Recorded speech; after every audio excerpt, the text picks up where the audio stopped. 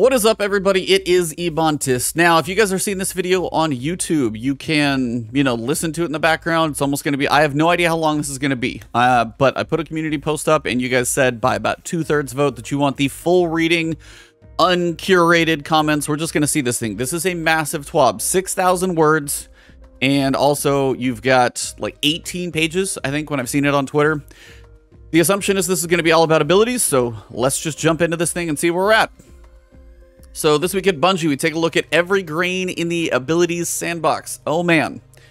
Hello and welcome to the sandbox focused TWAB. If you're new around these parts, you may be asking, what's a sandbox? Well, it's complicated. It's a split between the weapons you use, the armor you equip, the perks, the mods, and enemies. It's just everything that you play. Let's be real, Destiny 2 sandbox is broad. Last week we focused on weapons sandbox and what's changed for then. This week we're taking a pass at the abilities of your guardians. Think supers, melees, grenades, class abilities. I highly recommend you grab a glass of water, maybe even a snack, because we got a pretty lengthy TWAB. So again, if you want to read along, just head to bungie.net, check out the This Week at Bungie for November 18th. It's going to be a big one. Before we dive into the details, it's customary to have a TWAB intro discussing what's going to be in the realm of Destiny and Bungie. Our 30th anniversary is out on December 7th, which just so happens to be 19 days from the publication of this article. In-game, there's plenty to do between seasonal challenges, Trials of Osiris, occasional Iron Banner, vendor rep, god roll hunting, catalysts, for example. I just got my sleeper catalyst. I'm working on that one. You're going to want that. Next Thursday is Thanksgiving, so here in the States, so many will take a break, probably a small TWAB. So as expected, a very small TWAB next week. All right, sandbox time. That's the intro. These are buffs. There are buffs, there are nerfs, there are tuning levers that we recently unlocked on back-end changes, and there are clear separations between PvE and PvP. That's a good thing. The more of that, the better. They do try and still make things feel somewhat the same, but here we go. There is a lot going on here, so don't feel bad if you scratch your head wondering how these upcoming changes will feel. If you find anything a bit confusing, please sound off with questions. We'll clarify. Social spaces, Reddit, Twitter, there are places where people will break this stuff down. New legends will rise. Hey y'all, Kevin Giannis here to give you a quick intro before I hand off to the designers Eric Smith and Mike Humboldt. A few TWABs ago, I gave a brief roadmap towards the 30th anniversary Witch Queen and beyond. A new roadmap update will likely not happen for some time after this, and the team is heads down on more than a few initiatives. One of the initiatives you're going to hear about today is an adjustment to ability regeneration as a whole, and a refocusing of Crucible gameplay on weapons. This is where I'm hoping the separation of PvE and PvP, because if PvE abilities go down, that makes the game less fun on the PvE side, but PvP, if that's more gunplay focused, that's what a lot of people would like to see as opposed to ability spam. Please separate those. I'm saying that up front now, crossing my fingers. The team has touched almost every piece of ability content with this release. I'm fairly convinced this will be our biggest balance patch ever. Means something's probably going to break or be out of balance since it's the biggest one ever, but we will find out. Earlier this year, we heard overwhelming feedback that the Crucible has largely been dominated by ability usage. Players felt that abilities were firing off too frequently, with too much potency, and too little investment. At its core, Destiny is a game about space magic, so any adjustment to our abilities must be made with care. We believe the changes we have made will keep the heart of what makes Destiny abilities fun intact, while shaving down some of the excessive cases we've seen out there. I feel it's important to reinforce the part of Destiny's strength is that it's a live game, and we're able to iterate and improve the game as time goes on. This means that we're building new foundational systems like the ones you'll read about today with that in mind. We're giving ourselves more balance knobs to tune than we've ever had before, and we hope you'll start to see why that's so important as you read on. We hope the 30th anniversary shakes up the sandbox in new ways and gets you excited for even more changes coming to Witch Queen. The team will likely go heads down for a bit as we still have Solar and Arc 2 3.0ify along other insanely cool initiatives. So Void is coming with Witch Queen with the 3.0. They're working on the other subclasses for basically making them like Stasis, which is going to be exciting. The team takes player feedback seriously, and as Destiny players ourselves, we have an intrinsic fire to keep improving things for everyone. We hope what you have seen over the last year reinforces that the team is both about competitive balance and making incredibly dope new stuff, since this is on YouTube. Okay, now I'm going to fade away. The winds of change. In the 30th anniversary, we've changed the way ability cooldowns work. Up until now, cooldowns across individual ability types, grenade, melee, class, and super, have generally been identical between all abilities of the same type. For example, all grenades in today's Destiny share the same cooldown, with the exception of the Stasis Grenades. This shared cooldown means that all grenades need to have roughly the same power output because of the same time cost. For the 30th anniversary, we've made a change that allows us to tune the cooldown of each ability separately. Getting into the nitty-gritty, this gives us a new knob to turn when balancing abilities that are too powerful or not powerful enough. So if one grenade sucks and one grenade's really good, you can tune them both separately, which is a positive thing. Now that we have this new system in place, we've done a cooldown tuning pass of all the subclass abilities in the game, tuning each ability's cooldown time against its power output, which is a good thing. We've also tuned the ability to power outputs and assign cooldown times accordingly. The best example of this might be the Flux Grenade. Take a look. So the Flux Grenade, that is the hunter grenade I'm pretty sure that you throw. It's probably one that nobody uses, basically. Increase the base cooldown from 82 to 182 seconds. Holy crap. You just literally added a minute and a half, like a minute and 40 seconds to that. Damn. Increase the detonation damage from 150 to 250. One-shot kill in PvP. Okay, so that's a bigger thing. It's a sticky, that's right. Increase damage versus Pve Combatants by 15% on top of base damage increase. Remove projectile tracking. Adds a small amount of aim assist. Increase throw speed by 117. That's like a rocket out of your hand. Now it sticks to all surfaces. Again, it's a sticky grenade that's going to explode and definitely hit harder. Takes a lot longer for it to come up. As you can see, the Flux Grenade now has a very long cooldown, but it's a one-shot kill in PvP. You know, honestly, if you do stick somebody with a grenade in PvP, kind of like the old Halo days, as Halo's kind of a thing of conversation, it does feel like that should probably kill. If there's a grenade here on my shoulder and it's stuck, I probably shouldn't survive that. I know I'm a Guardian, but it is like right here, probably not the best. Let's see. It also hits hard in PvE. As a reminder, the Flux Grenade is currently only available to Hunter Arcstriders. Is currently only available, but when they do an Arc 3.0, that type of stuff is probably going to change as well. Now here's an example of the opposite direction, the Firebolt Grenade. So the Firebolt is the one you throw and kind of like tags people with like little fire dash. Reduce the base cooldown from 82 to 64 seconds, so it's basically starting even faster. Reduce the damage per bolt from 90 to 65. Increase damage versus Pve Combatants by 15%. Now, the increase in damage in PvE is to make up for the reduction in base damage, which is what's probably going to happen in PvP. Firebolt Grenade has a low cooldown time, especially at tier 10 discipline, and it also has low damage output. These kinds of varied cooldowns and power output should make the game feel more dynamic and give more depth in build crafting. To make build crafting around cooldowns easier, you'll now be able to see the base cooldown time of your abilities when selecting them on the subclass screen. That's actually nice. The more transparency we get in game, I think I've been asking for that forever. I will happily take that. Let's see here. What are we talking? On the character screen, you'll see the actual cooldown time of your abilities as they're affected by your equipped ability and armor stats. Chain Lightning. This electrocuting melee base cooldown, minute and 30 seconds. Nice. So, melee ability cooldown, minute 30 seconds.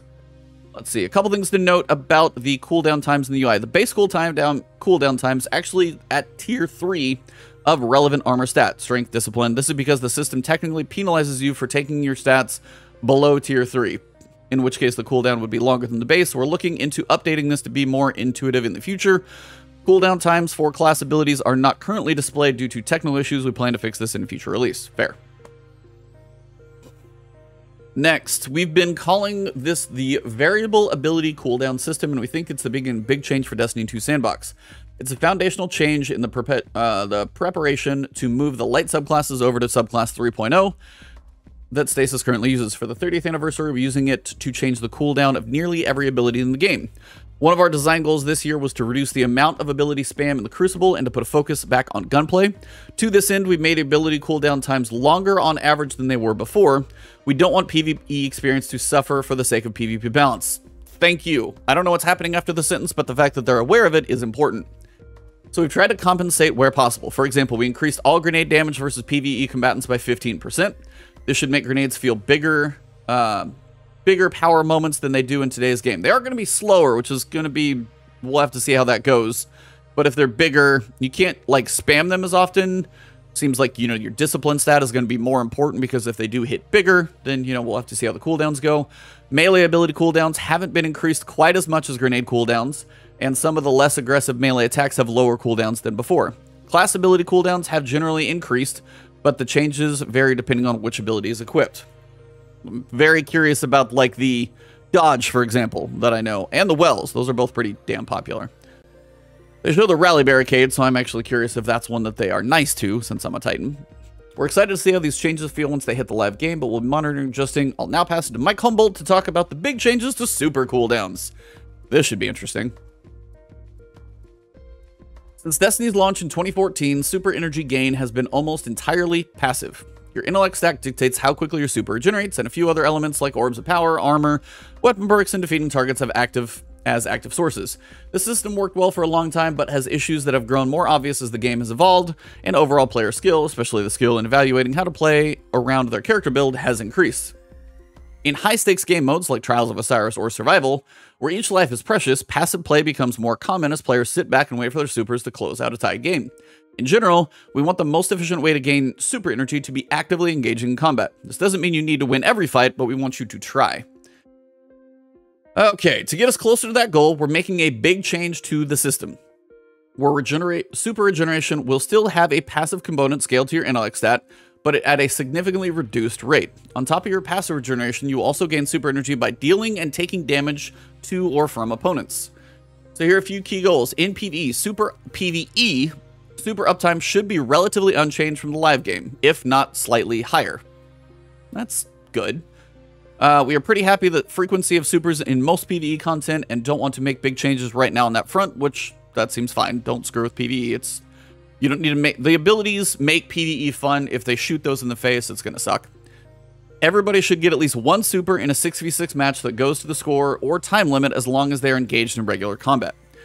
Expression of power through using your awesome space magic is a core part of what makes Destiny special, but we're not looking to change that. We think the cadence of supers in 6v6 modes is slightly too high, but we don't expect a dramatic change in super uptime for most players in playlists like Control or Iron Banner. Super should be less frequent in 3v3 modes than in the live game, where 2 supers per match is fairly regular. I'm happy to get 1 super in Trials, so if you guys are getting 2, then you are really just parking it and just waiting, which is what high-level PvP turns into sometimes. These modes are about expression of player skill. We want that skill to be primarily about team coordination, positioning, intelligent use of your abilities, and first and foremost, gunplay. While there's absolute skill in outmaneuvering active supers or playing around supers uptime, supers in general are purposely designed to be accessible power fantasies for all players, and that inherently creates asymmetry that we need to account for in more competitive play. Primary weapon play should have a noticeable benefit in super energy regeneration. Very interesting, they focus on primary, not so much special. Heavy, you probably won't get that often, but using your weapons, doing and taking damage is going to be a thing. If you're more engaged in the fight, especially if you're more engaged in like continuous fighting and killing people, you're probably going to see your super faster. With this new system, we are scaling energy gains up and down granularly based on the source of damage, both outgoing and incoming. Outgoing primary damage has a significantly higher return of super energy per damage point than any other type of damage. They really want you to use your primary weapons. Different supers should come online at different times in a given match, and your super of choice should have an impact on how quickly it regenerates. I will be curious in how frequent we get some of this stuff.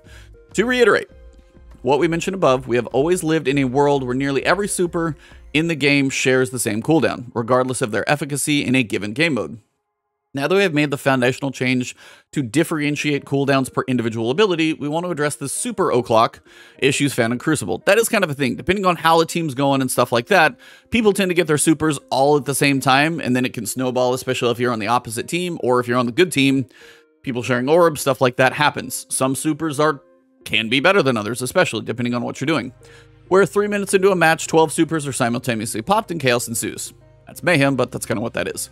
We also want to open up build crafting spaces where your super's cooldown time is an important element in your decision making beyond how high you want your intellect stat to be. So they're actually making stats like less relevant in all of this, which leads me even more to my want for like changes to what stats do in Armor 3.0, and that's a video for another day. Anyway, to that end, we've separated supers into cooldown tiers that affect both the passive regeneration rate as well as damage-based regeneration rate. This tiering was primarily influenced by each super's kill potential. where most one-off supers are unlikely to wipe a team or a room of combatants, but a long-lasting roaming super can and should have a trade-off as a result. We also have taken into account the general potency of the subclass kits where possible. For example, later on we'll discuss Shatterdive, shocking, and changes we're making to impact how effective the Revenant Hunter is in the neutral game, causing us to shift some of that potency to the super's uptime as a result. It's also important to stress that this is the first iteration of the system, where any given super will fall into a recharge rate tiers, will change over time, and will there continue tuning it. The super regeneration rate tiers that are launching on December 7th are as follows. The fastest regeneration is tier 5, slowest regeneration is tier 4. Fastest, and if you guys hear anything outside, sorry about the noise. Tier 5, fastest regeneration is Well of Radiance. So Warlocks are going to get their super fastest, which is very interesting for also PvE, because that's also going to come up the quickest, so really Warlocks are going to be really nice in PvE. Blade Barrage, Silence, and Squall. So both Hunter supers there. Tier 3, middle of the road. Shadow Shot, Burning Maul, which God, I hope that gets a buff at some point. Arc Staff, Nova Bomb, and Thunder Crash. Seriously? Man, the one I'm not expecting is going to be like down here in tier 2. Golden Gun is tier 2. Chaos Reach, Nova Warp, Storm Trance, Daybreak, Sentinel Shield. That one I'm a little surprised on. Spectral Blades, Fist of Havoc, Hammer of Soul, Glacial Quake, and Winter's Wrath is the slowest. So you're roaming super. Spectral Blades, Fist of Havoc, Hammer of Soul, Glacial Quake, Winter's Wrath, the ones where you can roam. Glacial Quake I still feel like is not as good as they think there. I don't see a lot of people run around with Glacial Quake that often, typically. So I feel like that doesn't need to be as low. That's my personal thought as a Titan. But I mean, Hammer of Soul, Fist of Havoc, those can roam for days and last for a long time, so I get those. Golden Gun in tier 2, very potent. Chaos Reach, that one hits pretty hard. Nova Warp, I mean, Nim will be happy. Storm Trance, Daybreak, Sentinel Shield. Sentinel Shield's kind of the surprising one. I don't picture that as really potent. I guess you can have some uptime to it, but overall, I guess we'll have to see how that goes. I don't think these are all bad. I'm surprised Well of Radiance, your PvE God mode, is going to be like your fastest regenerating super. So if you're using that and say Phoenix Protocol to get your Well of Radiance back quicker, that's going to be a thing. So I don't know what the times are going to be like, but Well of Radiance for Warlocks, welcome to PvE. You're probably going to use that a lot.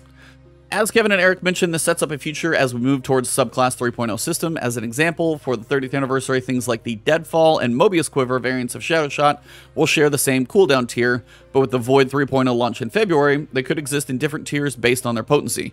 By that same token, Ward of Dawn, which is currently tied to the Sentinel Shield's cooldown, will be moved into the Tier 5 group as a standalone super with Void 3.0. Okay, that at least makes some sense. Because if it is one of those defensive supers, and that's literally mostly its only purpose is bubble or well, that's a defensive super, more PvE focused, just survivability.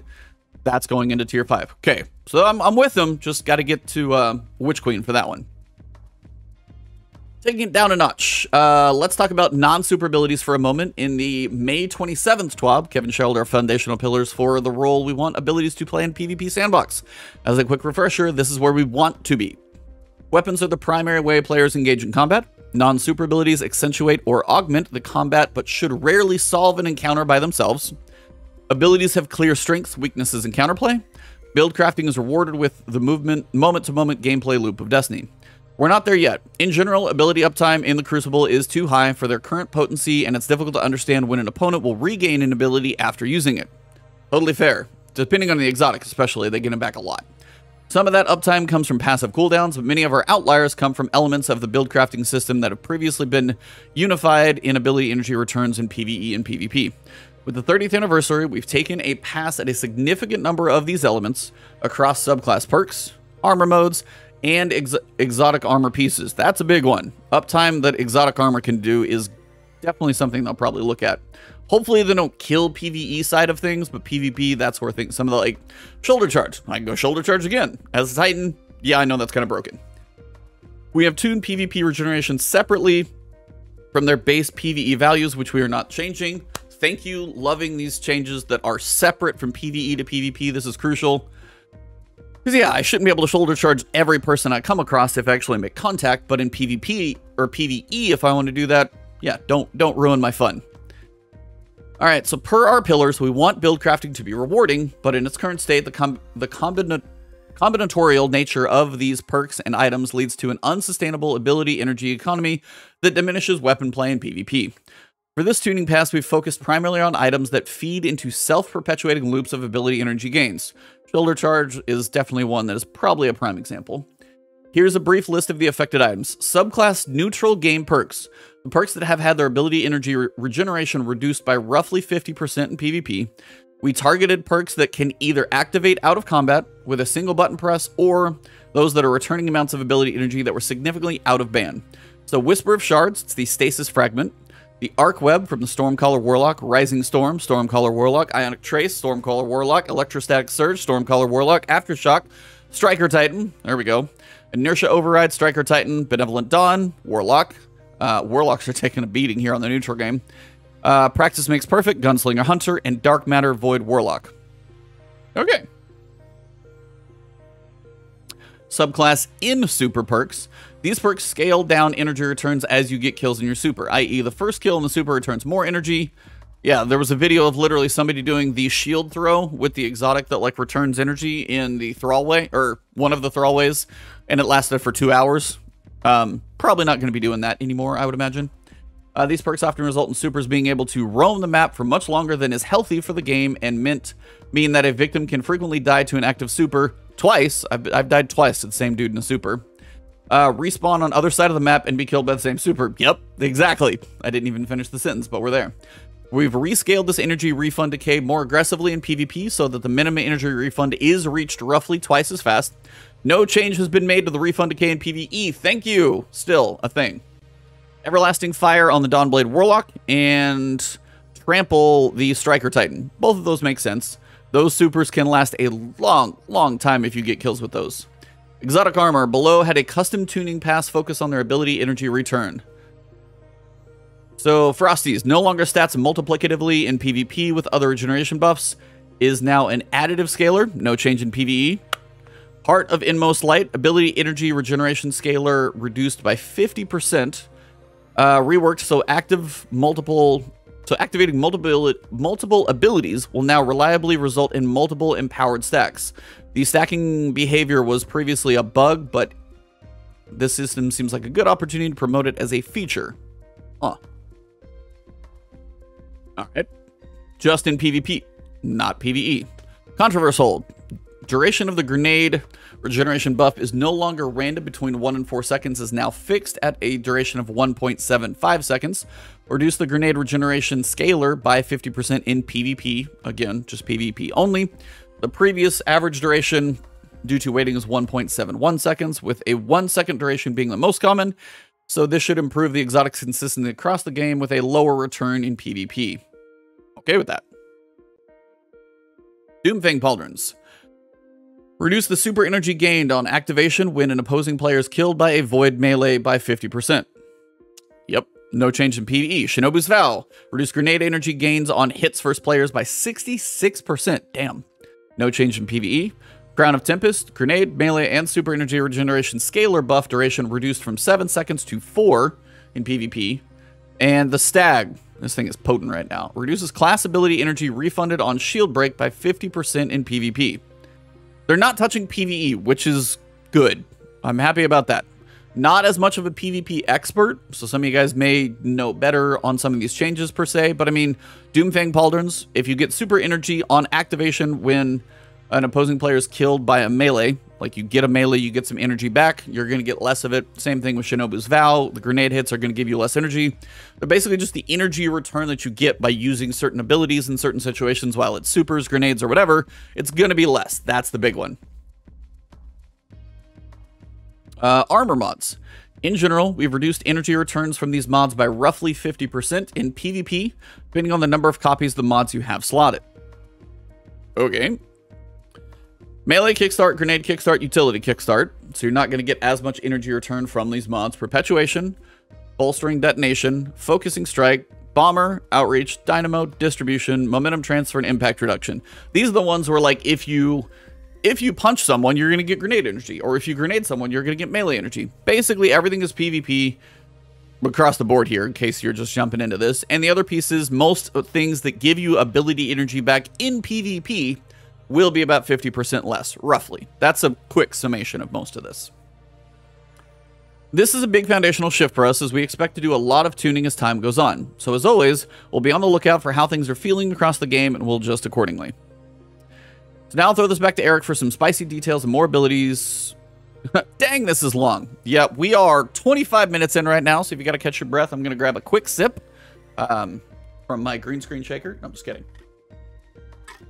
It is a green container, though, so it does blend in with my green screen. In case you haven't caught on yet, the list of ability changes we're making on the 30th anniversary is massive. A lot of it's for PvP, though, so a lot of it you may not feel as much in the overall gameplay. Some of the grenades, some of the supers will be slower, but they may hit a little harder. We'll see how it goes. We've touched nearly every ability in the game in some way, and we won't go over the full patch notes because it's mind-numbingly long. Oh man, 30th anniversary patch is going to be like a novel. Let's look at some of the more provocative balance changes. Stasis Crystals do a lot. On top of freezing players when they're created, they also block line of sight, block movement, and act as explosive barrels. It's a little bit too much in PvP. With this release, Stasis Crystals will now slow players instead of freezing them, and they'll do much less damage to players when they detonate. As far as PvE is concerned, Stasis Crystals will still freeze combatants, and we've increased Stasis Crystal detonation damage versus PvP. See, they're lowering the damage and turning it into a slow, and they're increasing the damage and keeping the freeze in PvE. The fact that they're separating these now is good. PvE doesn't need to be shot in the face if PvP needs tuning. This is positive. As far as, let's see, Stasis Crystals. While forming, Stasis Crystals now slow nearby players instead of freezing them. They still freeze PvE. They increase the slow/freeze radius while forming, so you will get slowed or frozen in a bigger radius than previously done, but if it's in PvP, you won't be stuck in place, you will be slowed. Reduce crystal detonation damage to players by 55%. Whoa. That's massive. I don't know what Shatterdive does if you're standing like right next to the wall and it all blows up, but like over 50% damage reduction is pretty massive. Increased crystal detonation damage versus PvE combatants by, holy crap, by 60% the other direction. That's massive. You take a normal number, you go down about 60% for PvP, and then above the neutral number, up 60%. That's going to make those Stasis Crystals perk like headstone explosions. That's going to be very interesting. Increase the crystal detonation radius from 6 meters to 8 meters. Damn. So if you are slower, you're probably going to get tagged, but you're going to get less damage in PvP. In PvE, you're going to be hurting more enemies if they're near those crystals. Overall, I like those changes. Slow, it shouldn't do nothing, but now you're slowed due to like the, you know, cosmic ice per se in PvP. You can get away, you'll probably take a decent chunk of damage. Maybe you won't get insta-smashed. But in PvE, they just like buffed all of this. Like, that's cool, actually. I like that. Hunter. I kind of thought this was coming. Dodge. In order to meet our goal of less ability spam in the Crucible, reducing how often hunters can dodge. Hunters are going to be like, no. Granted, I will say, hunters like dodge is their thing. Like, Titans have a wall. Like, Warlocks have a well. Hunters do get a dodge. Granted, there are some, like, builds that you can dodge, mess with people's inventory, or radar, sorry, not inventory. Mess with people's radar. If you can mess with inventory, that is a game-breaking bug. Mess with the radar, go invisible. Dodges are really powerful. Gambler's Dodge is getting hit the hardest here because it can completely circumvent melee ability cooldown times. You built it that way, I guess it's time to mess with it. It also completely changes the Hunter's silhouette in PvP, making it very powerful. In addition, Hunter dodges will no longer break projectile tracking. Wow, that's actually kind of massive. Meaning it's less of a get-out-of-jail-free card when a tracking rocket or other slow-moving projectile is flying towards you. That's actually probably going to be a bigger thing in PvE as well, just as much as PvP. That's kind of big. I mean, PvP, yeah, you'll be able to dodge, you know, kind of break tracking, break aiming, that type of stuff, but that's also going to hit PvE depending on if they separate it or not. So that, yeah, hunters in PvE do not always feel the strongest to me. The invisibility is kind of crucial, and being able to get out of dodge is a thing. Now, if you like dodge and you can't get that split-second break, that is definitely going to be detrimental to them. Not like game breaking, but that is definitely going to make it harder in PvE. So hunters in PvE will definitely be a thing. Just one second, my stream is having issues. Hunter dodge no longer breaks projectile tracking. That's the thing. Any projectile is not broken by the dodge. Marksman's dodge. Tier 10 mobility cooldown increases from 11 seconds to 14 seconds. Base cooldown unchanged to 29 seconds. Gambler's dodge. Tier 10 mobility increased from 11 to 18 seconds. So you'll get to do that less often. Base is up to 38 seconds. So Gambler's dodge is slower. And even at tier 10, it's still slower for sure. So this right here, I think will actually hurt PvE more than PvP. I can understand in PvP, like, I could get, like, the dodge, breaking projectiles, things like that. It's kind of part of their playstyle. But honestly, in PvE, I think that'll almost hurt more. I'm not entirely sure. So that's one of those things, like, that should hopefully not affect PvE. I don't know if that's a change they can make. Again, projectiles. We've seen how Telesto breaks the game. So if it's a projectile and it's, like, slow-moving and it... I don't know. I wonder how hunters are going to feel in PvE after this. I know PvP, the dodges are going to be slower. That's the thing for abilities. But yeah. It's going to be interesting. Like, the PvE... This is big. I will be very curious to see what hunters think about this one. But they really definitely use... They get to use the dodge a lot. I mean, you're looking at 11 seconds to use a dodge, and then you can get it back if you're tier 10 mobility, which is their stat anyway. So then they get the bonus of mobility, strafing, and all that stuff, and then they use it at every 11 seconds. I get they're doing that, but this, I think, actually hurts PvE more. Just me. Somebody else in chat hopefully will chime in, but I will be very curious. Yeah, it's going to be rough. Revenant. You guessed it, the Stasis Crystal changes detailed earlier mean that Hunter Revenant Shatterdive will now almost never kill a full health Guardian. I knew we were kind of close to that, but I wasn't sure. Shatterdive may still kill if the Hunter is using Whisper of Fissures, Touch of Winter, and the target is very close to the center of all 6 crystals, but that has been incredibly rare in our playtesting. So Shatterdive is going to be really hard to kill people with. You're going to be slowed, so you're going to kind of mosey away for half a second. You're not going to be frozen. The crystals aren't going to do as much damage. Shatterdive is going to get... This may, you know, take Shatterdive out to the farm at this point. I think we can all agree that Shatterdive was too powerful. We tried a number of fixes over the past few releases, but the truth is that as long as Stasis Crystals froze players and Shatterdive shattered players, it was going to be too good. But it's not all rain clouds and puddles for Shatterdive hunters. The increase in Stasis Crystal damage versus PvE combatants makes Shatterdive a great choice in PvE. On top of that, we're increasing Shatterdive damage versus frozen combatants by 100%. Have fun melting frozen monsters. Shatterdive, much less lethal versus players due to Stasis Crystal changes, much more lethal versus combatants due to Stasis Crystal changes. Increase Shatterdive damage versus frozen PvE combatants by 100%. Wow. Increase fragment slots from 2 to 3 as well. So yeah, Shatterdive in PvP, kind of dead. Shatterdive in PvE seems like it's going to be pretty powerful. That's large. I'm actually going to look. I want to check the comments on the change. Some are saying Hunter dodge is barely any utility compared to other class abilities. So you can dodge and get your melee back. Meh, bad change. Yeah, I think the Hunter dodge is definitely going to get a lot of blowback. I'll be curious to see what other people say. I'm not a Hunter main, but I will definitely go check. If you don't quite get all of this, check out the Last Word podcast. We are going to talk about this in depth. And we've got a good guest coming on tonight. Top Tree Arcstrider. This change to the combination below melee was made possible by our variable ability cooldown system. Previously, Top Tree Arcstriders were basically required to use Gambler's Dodge with this tree. We hope this change will make the ability viable even if you're using Marksman Dodge. Combination below reduces base countdown cooldown duration from 96 seconds to 15. Wow. That's massive. I mean, that's bad, horrible, quick math here. Like 600% faster? That's insane. I would have to go look up what like they're doing, but a 600% like reduction in the cooldown duration is large, to say the least. And Twitter is already on fire. Yeah, we're gonna check that maybe towards the end if you want to stay that long. Bottom Tree Night Stalker. The Vanish and Smoke melee has a low damage output but high utility. Our data shows that this subclass tree is struggling in PvP, so we've decided to increase how often Pathfire hunters can go invisible. Oh, goody! More invisible hunters. Yeah, it's about a... I don't know. Bad math. About 20% reduction, so we will see.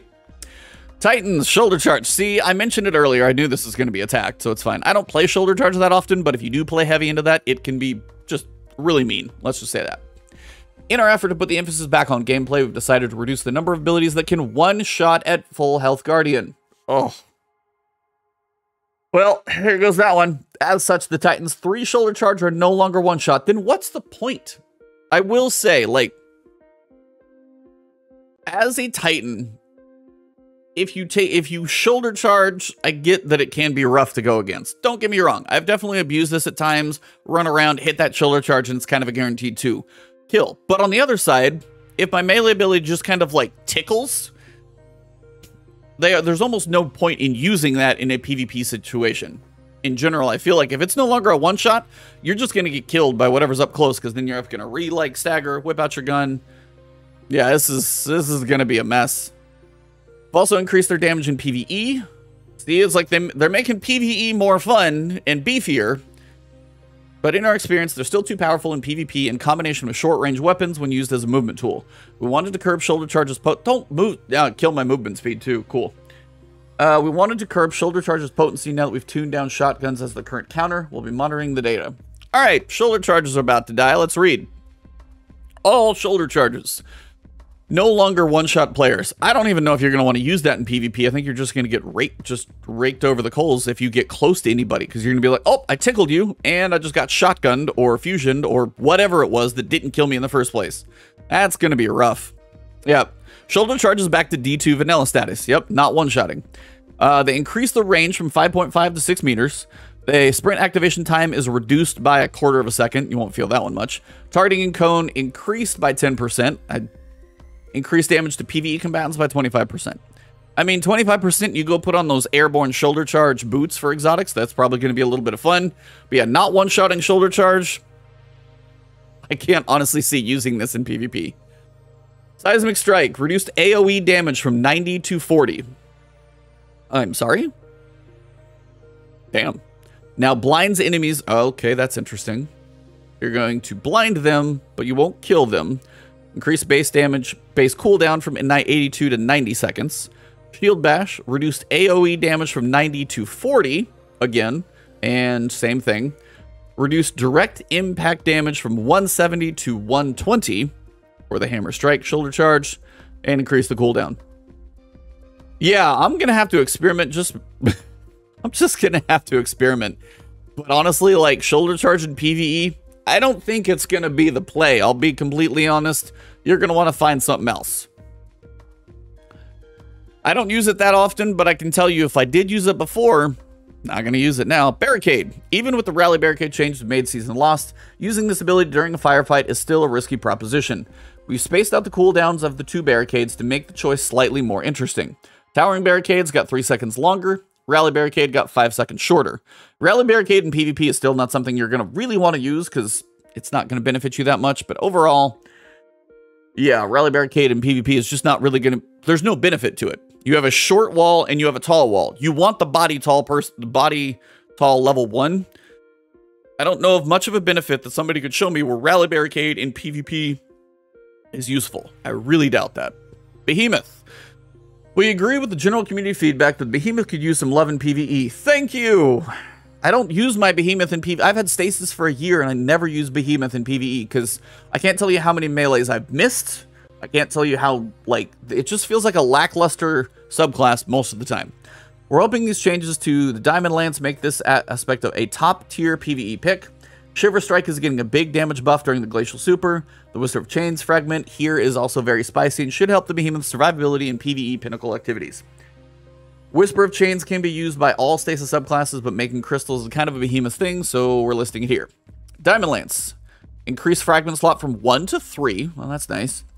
Now spawns a Diamond Lance upon killing a PvE combatant with a Stasis weapon. Wow, really? Literally shotgun PvE, chunk of lance. That's interesting. Killing 3 players with Stasis weapons in a single life.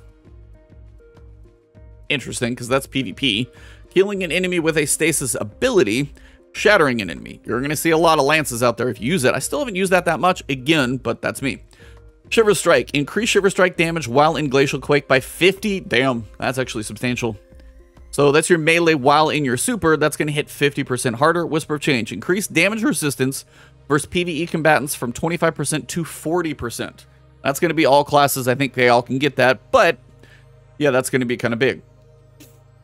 Bottom Tree Striker. Overall, Super should hit a little bit harder. I'll see if I actually use it. Diamond Lance is definitely going to be a thing for Titans to be using more frequently. Should be interesting. Bottom Tree Striker. This class is absolutely dominating PvP. You think? So we're tuning it down a notch. The changes we made to Fist of Havoc and Season of Lost helped top tree as intended, but they've also turned bottom tree into a monster. On top of that, stasis nerfs and other changes we made over the past few releases create a power vacuum that Striker Bot filled with extreme prejudice. We hope these changes put Striker Bot back in the pack instead of towering above everything else. Melee lunge range and melee damage output now deactivate after... What? Knockout. Oh, melee lunge range and melee damage bonus now deactivate after a melee kill. I'm not sure how that's going to go. Super energy. Gain from Fist of Havoc light attack now decays to minimum amount over 3 PvP kills, down from 7. So you're not going to get nearly as many chain kills with that thing. Frontline Assault. Increase base cooldown from 82 to 106 seconds. Fist of Havoc. Heavy Slam radius reduced from 8 to 6. Bottom tree only. They're going to have to start putting some of this stuff in game because at some point, basically, you're going to look at this stuff, and if you don't read something this long, you won't know what's going on. So hopefully they list some of this stuff in game. Warlocks. Warlocks have been losing slap fights for far too long. Yes, up until now, Warlocks haven't been able to melee back to back as quickly as Titans and Hunters. No more! With the 30th anniversary, Warlocks will be able to melee just as quickly. I remember them changing this specifically, too. We're also removing the 1 major range extension Warlocks receive to compensate. That's fair. We still think the idea of each class having unique abilities to their melee is interesting, but want to do it in a way that won't cause one class to consistently lose slap fights. So yeah, 2 slaps and you're dead. Same class, same timing, all of them. So not as far, matches the distance, and reduces the suppression time. They can melee back-to-back just as fast. If you get the first slap in, you're going to beat the second slap. Middle Tree Voidwalker. In our effort to do away with one-shot abilities that are frustrating to be hit by, Handheld Supernova. Yep, Cog's going to give me some crap on the podcast on that one, but it's a thing. Is also getting the shoulder charge treatment. That's right, Handheld Supernova will no longer one-shot in PvP. Now granted, I haven't seen Handheld Supernova very often, so it's not as egregious as it used to be because things have changed. But it apparently still could do that from range, by the way. So now that it can, I guess is good. It travels farther and pushes enemies back, but it won't kill you. We also increased the damage of Handheld Supernova and Nova Warp versus champion and boss combatants. That's actually good. We had increased their damage in Season of Lost, but it felt like they could use even more juice. So reduced damage versus players. Now deals 150 max. I mean, you'll be one tap with a hand cannon, but you still won't die. Increased damage versus champion and bosses by 30%. That's big if you like the subclass. The range by 2 more meters. That thing hits so far away. God. Now pushes targets away from the Warlock on detonation. Interesting. Nova Warp. Increased damage versus champions and bosses by 30%. Where's Nim when you need him? He's going to be excited about that. That is his thing. Shadebinder. We feel the Shadebinder is in a pretty good place with a couple of exceptions. One, Winter's Wrath is still the best super for shutting down all other supers. Yeah, you freeze everyone. Even if I'm on fire, I get frozen. That's still frustrating. As a general rule, roaming supers shouldn't be able to one-shot other supers. You think? 2, the Penumbral Blast melee is too difficult to land against PvE combatants. When we made the ability harder to land in PvP, it had a negative effect in PvE. We've increased the proximity detonation radius against PvE combatants to make it easier to land. That's good. All 3 Stasis Grenades now have different cooldown times, so we made a change to the Bleak Watcher to avoid a situation where it was the best to use the grenade with the shortest cooldown time. The result is an overall cooldown increase for Bleak Watcher, which fits its incredibly high power output. The Winter's Wrath reduced shatter pulse damage versus enemy supers. Now must generally freeze and shatter all supers twice to eliminate. I mean, if I'm frozen, there's still only so much I can do, but we'll have to see. Penumbral Blast increased the proximity detonation radius by 100%. There you go, get that PvE love back in there. Bleak Watcher. While Bleak Watcher is equipped, all Stasis Grenades charge at Glacier Grenade rates. And that's all for now. We are at 44 minutes. This is not a small one. I think we covered the big stuff. There's a bunch of other small changes coming in 30th anniversary, but we will be covering everything else in the official patch notes. As you can see, The team has been hard at work adjusting the sandbox globally. We hope the picture we are painting here reinforces the statements we've made in the past. The sandbox is going to evolve alongside the game. As we hit year 5 and beyond, the statement will become even more true with new and exciting changes with the subclass 3.0 experience. Stay tuned for more. This also is something we're going to talk about on the podcast. Destiny 2 leaving Xbox Game Pass on December 8th. Destiny 2 and its expansions, Forsaken, Shadowkeep, and Beyond Light, all of them will leave Xbox Game Pass on console. Destiny 2 and current expansions will remain on Game Pass for PC, because that more recently just got added. Once the Destiny 2 Xbox Game Pass, players who don't have any of the expansions for Xbox will lose access to campaign missions, expansion-specific activities, raids, dungeons, hunts, exo challenges, Nightfall strikes, and access to Trials of Osiris. If you were playing Trials of Osiris due to Game Pass, you will not be able to as of December 8th. So you can either wait until Witch Queen, which is probably what I would recommend, because buying it for a couple months is weird. The Stasis subclass, which is Beyond Light specific, you will lose the Stasis subclass if you do not own Beyond Light. So if you want to have Stasis, you're going to have to buy Beyond Light. So you might want to look for it on sale. The Middle Tree Supers for each subclass, because you're going to be losing Forsaken. I totally forget about those sometimes, but technically those came with Forsaken. If you don't have those, if you don't have Forsaken, you don't have those. Now granted, what's going to happen when Forsaken is free and then sunset? When are those going to be in there? This is weird. Why? This is a video in itself, so I'm not going to spend too much time on this. I'll literally discuss this in a different video. The 10% off perk for silver purchases and other gain. Items such as exotics already acquired will still be available. Players who earn them. Previously purchased season passes will remain active. Players who wish to continue playing Destiny 2 on Xbox should look for Destiny 2 expansion discounts that will be available soon. Yeah, those better be substantial. Some of the stuff is very, very old. As a reminder, Witch Queen will not be available on console or PC Game Pass when it launches. That's the thing. I may do a video over just like the whole idea of like Game Pass, non-Game Pass, expansion, sunsetting, vaulting, all that stuff, maybe a separate video. But let's just say like they could simplify this a lot if they wanted to. It's very convoluted and confusing right now. Xbox block players. Since crossplay launched, we've seen Xbox players report they see a lot of block players on the roster screen. Apparently they have some issues with that. Didn't even know. Known issues. Then you've got your movies of the week, artists of the week. Check those out. And always the end. Long TWAB is long. No. Takes a lot of work on numerous teams to get a TWAB out the door. Our friends in the Sandbox team wrote a bulk of this update, and we can't thank them enough for their efforts, not only in developing the game, but taking time to run through the goals and keeping players informed. Between the dev team, VisD team, localization team, editorial team, player support team, Bungie.net team, Bungie Foundation team, and countless other teams and individuals who helped us ship TWABs in the past, it's still crazy to me that we ship these nearly every single week of a given year. They're not all mega TWABs like today, but they still take a bit of work to get out the door as we continue to serve the community and provide transparency in our studio and daily lives. While I know I'm a week early for Thanksgiving, I'm thankful for every single one of them. Much love, and see you next week for a short and sweet TWAB. Until December 7th, I'll be dreaming of these sandbox changes. All I can think of is jumping on an Arc Hunter and equipping Flux Grenades. Bet you can't stick it. Shout out to DMG. That basically wraps up everything in the TWAB. I mean, the quick summary is going to be a lot of basically energy return is going down. So anything that returns energy is going to be substantially less. They've weighted things in PvP. The Stasis Crystal change is going to kill Shatterdive.